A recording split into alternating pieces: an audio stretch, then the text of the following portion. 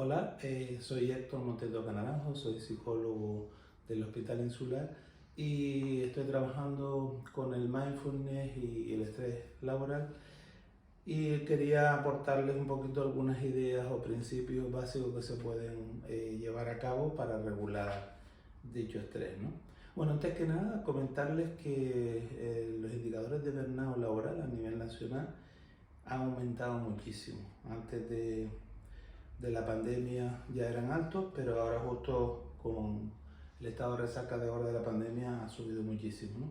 Bueno, vamos a centrarnos en tres cositas prácticas, ¿vale? Tres principios prácticos de cómo sucede este síndrome del trabajador quemado, como se le llama también, y cómo se va cronificando, cómo la ansiedad y el malestar se va cronificando a medida que vayan pasando problemas y situaciones que no resolvemos, ¿no?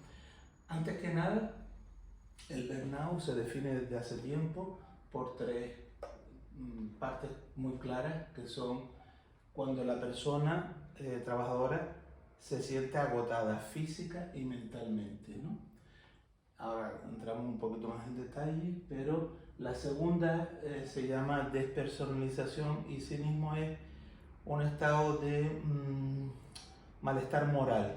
Ya no quiero buena relación con los demás y hago bromas inadecuadas y me siento mal, ¿no? El tercero es un fallo en la capacidad productiva, un descenso de la productividad laboral y también de estar desmotivado. Lo que antes me gustaba hacer, de repente no me gusta. Vale, si nos centramos en el agotamiento, para que ustedes lo puedan reflejar por si se sienten en algún momento identificados, es fatiga crónica, subida o pérdida de peso o de apetito, dolores musculares, migrañas y problemas gastrointestinales en general. En la parte del cinismo o la despersonalización es como una actitud de indiferencia y desapego y reduces el interés por tu trabajo. De repente antes lo que hacías con ganas ya no estás ahí. También te sientes irritable y una distancia social con los compañeros. ¿Vale? Y respecto a la desmotivación, pues eso, lo que antes hacías con mucho gusto, mucha buena actitud, pues lo vas perdiendo.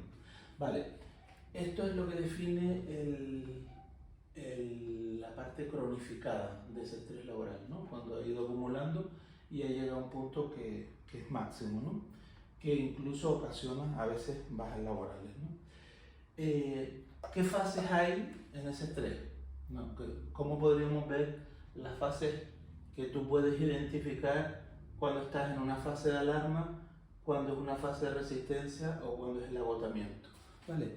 La señal del estrés empieza por un estrés normal, un estrés que tú puedes ir llevando, ¿vale? Que es cuando aparece más adrenalina, más cortisol, porque tienes que ir sacando actividad para adelante, pero llega un momento que esa actividad, cuando es excesiva y no se regula, empieza a haber un problema a nivel cardíaco, a nivel circulatorio, a nivel de ansiedad, y entonces empiezan a haber señales de alarma. Ahí ya el sistema nervioso simpático, que está en alerta, te empieza a dar como los avisos que algo no va bien, porque no te regula perfectamente, ¿no? Después, en la fase de resistencia, esa amenaza se va prolongando, como no te vas recuperando, entonces se va aumentando y no llegas a tener la fuerza suficiente para recuperarte. Por ejemplo, empiezas a dormir mal, empiezas a comer mal, ya empiezas a ver señales de debilitamiento, que es lo que genera la fatiga física y mental, porque ya no puedes resistirte a ese estrés que va galopando, ¿no? Y después llega la más importante de todas, que es cuando ya estás en fase de agotamiento. Esta es la parte final de este cuadro, ¿no? Que es que el organismo se colapsa, ¿no? El sistema nervioso tiene un tope, aguanta, aguanta, aguanta, cuando ya no puede más, se cae. Entonces esa fase de agotamiento ya sí es peligrosa para la salud. Empiezan a haber ya situaciones en la salud que empiezan a hacer estrés psicosomático, ¿no? Vale, ahora lo que vamos a hacer, vamos a ver toda esta fase y toda esta situación se van a ver básicamente en tres áreas. Las áreas clínicas, las conductuales, qué cambios hay clínicos, qué cambios hay conductuales y qué cambios hay emocionales, ¿no? Entonces, en las clínicas, las que aparecen como manifestaciones clínicas de ese estrés laboral, van a ser fatiga crónica, dolor de cabeza, gastritis, dolores musculares o bajada de peso. O sea, hay apatía o pocas ganas de comer y bajada de peso. En las cuestiones conductuales que aparecen con el estrés es que empezamos a hacer un consumo mayor de café, de alcohol, de tabaco, de fármacos. Podemos pasar a una conducta violenta o relaciones superficiales, evitamos, por la parte de despersonalización y cinismo, evitamos el contacto con los otros, nos aislamos, huimos, y un comportamiento incluso hasta peligroso cuando es muy excesivo ese estrés, ¿no? Violento o irascible y demás, ¿no? En la parte emocional, el estrés laboral, cuando lo tienes muy avanzado, en fase de agotamiento, destacan estados de ánimo bajo como aburrimiento, una distancia afectiva, una impaciencia, una dificultad de concentrarme, me cuesta más la concentración, hay un estado de depresión y ansiedad y hay incluso conflictos familiares, ¿vale? Cuando aparecen todas estas características en las clínicas conductual emocional, estamos claros que estamos en una fase muy agotada y está claro que tenemos este cuadro intenso que genera el síndrome del trabajador quemado, ¿vale? Aquí ya tenemos todo que un médico nos puede ver y nos puede valorar que estamos en esta situación, ¿vale? Vamos ahora a la parte práctica. Vamos a la parte práctica que es cómo podemos reducir ese estrés, cómo podemos reducir la base de este queme laboral, que básicamente es un estrés descontrolado, un estrés que no sabemos regular, un estrés que no sabemos llevar, ¿no?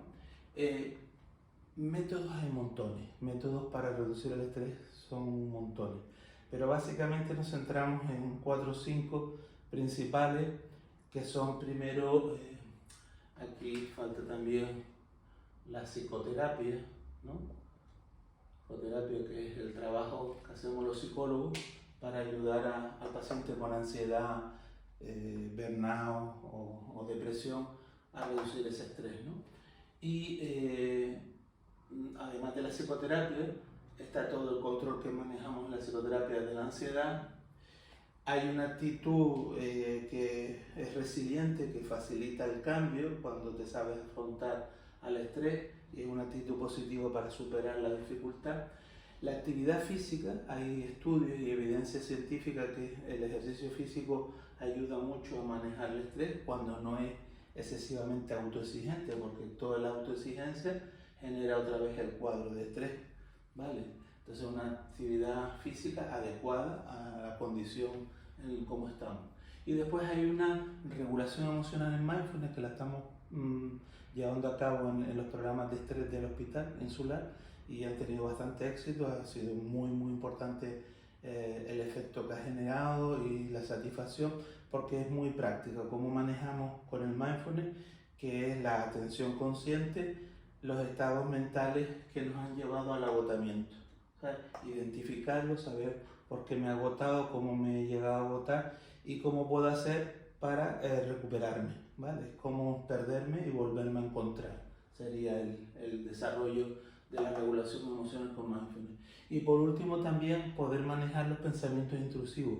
Cuando tenemos mucha ansiedad o tenemos mucho estrés, el sistema mental se satura y lo que va pasando es que van apareciendo pensamientos inadecuados y fuera de control. Entonces nos asustamos, nos cabreamos, lo pasamos mal y nos quedamos atrapados en ese callejón sin salida, en ese círculo vicioso del estrés, ¿vale?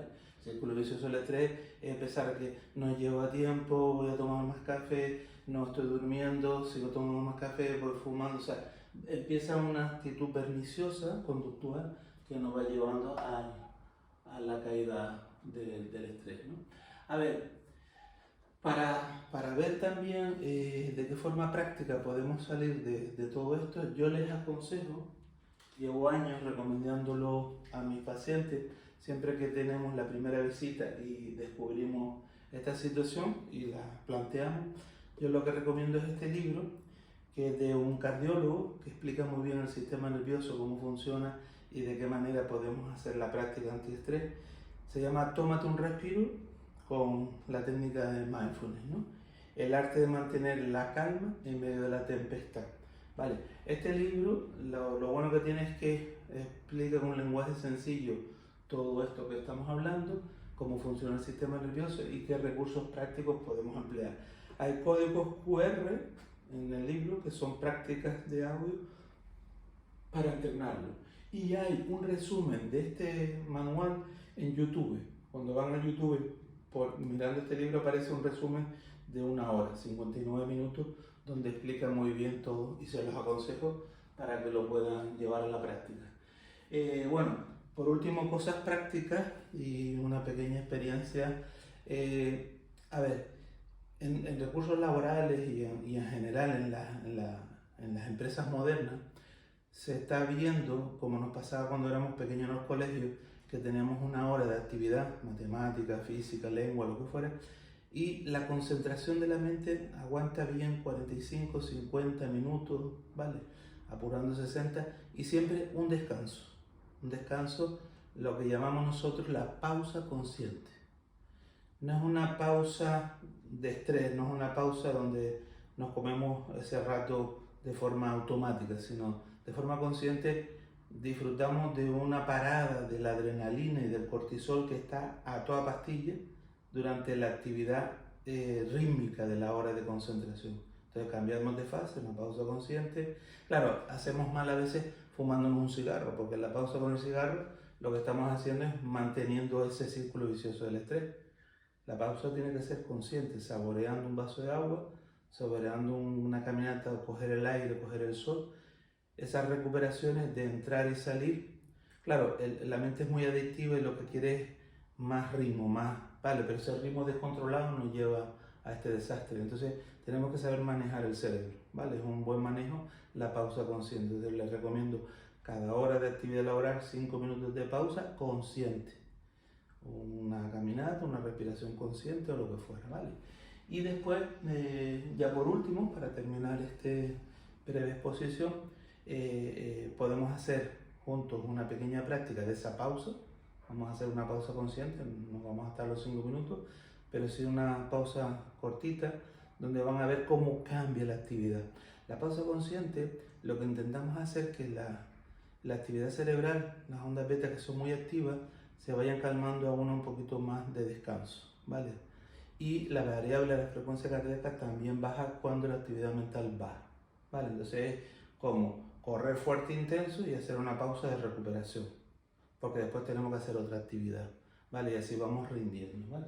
Vamos a hacer una pausa de esta consciente donde tranquilamente, cuando yo dejo de teclear el ordenador y dejo de actividad y tengo imagínate una ventana que puedo ver el horizonte, puedo ver el mar o puedo ver la palmera como le da el viento a la palmera, simplemente puedo hacerlo con los ojos cerrados, los ojos abiertos, pero no con estímulos visuales muy cargados. Simplemente tomo contacto con la respiración, ¿vale? La respiración es la que va a ayudar a hacer el cambio del estrés del sistema nervioso simpático, del estado de alerta, al estado del parasimpático, que es el sistema que sí me da seguridad, estabilidad y calma. ¿Vale? Entonces, si yo con la respiración consciente tomo el aire, hago la pequeña pausa y después suelto el aire, lo que está ocurriendo es que están cambiando mis ondas cerebrales. De ir rápida por la actividad mental o la llamada del teléfono, estoy en pausa, controlando como un silencio interno que reduce la velocidad mental. La velocidad del corazón también cambia, de estar agitado a estar más rítmico. Vale, en estos dos ritmos del corazón y del cerebro es donde empieza a mejorar el estado de agotamiento. Vale. La mente es adictiva y lo que quiere es seguir enchufada al ritmo, porque es adictiva, ¿vale? Pero cuando yo doy la orden consciente, rompo esa adicción a una recuperación, ¿vale? Entonces voy respirando y lo que ocurre es que empieza a haber una calma mental. A medida que voy practicando, haber una calma mental es como un buen descanso, como un buen dormir. Cuando es un buen descanso, un buen dormir, me reparo. Cuando me reparo, empiezo un nuevo día y voy saliendo de este cuadro de estrés persistente. Espero que les haya servido, que les haya ayudado y hasta otra ocasión. Saludos.